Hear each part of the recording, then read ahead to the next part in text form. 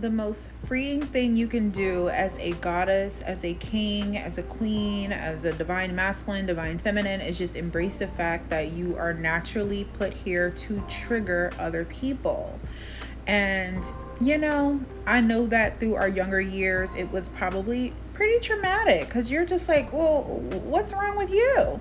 I'm just doing there's so many different things that could have possibly happened. But I just want you to understand that you are someone who has embraced your divinity, and you move as such, you act as such, you carry yourself as such. You're not walking around with your tail tucked between your legs. You're not walking around with your head bowed down. You understand that you have a crown on your head, honey. You have a crown on your head. And so if you're tilting your head down, if you're looking at your shoes, the crown has fallen, honey. The crown is never going, no. The crown may tilt, but it's not going to fall because, like, what? You know what I'm saying? You probably already did that in the past, and you know never to do that again. That is why you are who you are. People don't understand that the reason why you are who you are is because you have been through so much, but you haven't only been through it, you have moved through it. You have turned your pain into power. You have alchemized your pain and turned it into confidence, right? You have alchemized all of the energies that people or whatever has tried to cast against you, and you have turned that into your strength. You have turned that into beauty. You don't look like what you've been through, right?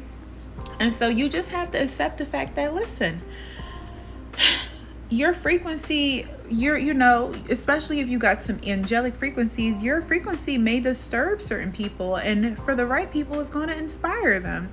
And I spent quite a bit of years being very much aware of people who were triggered. They just aware of, as an empath, you can feel it, and you just know, right?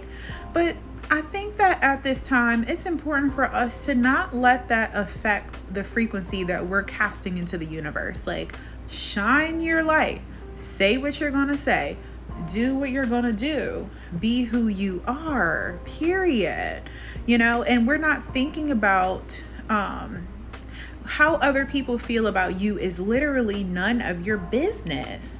Even if they comment and say something, if it's beautiful, have fun with it. If it's negative, delete, block, move on. We have a mission to fulfill on this earth right now. We're meant to carry these particular ancient royalty codes in our DNA. And it's not necessarily to say to be a model for something. The ego doesn't have to be that big. People are about, every single person is a god and goddess, but maybe you embodying your goddess energy will inspire other people to embody their goddess energy.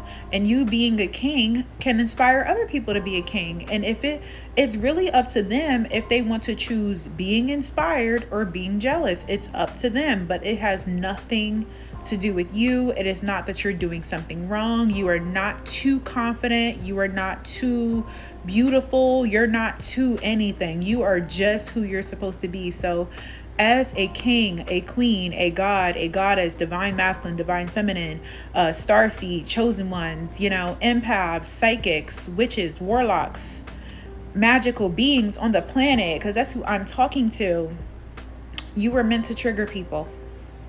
And it's okay, don't take it personally. So that's my message for y'all. I love you.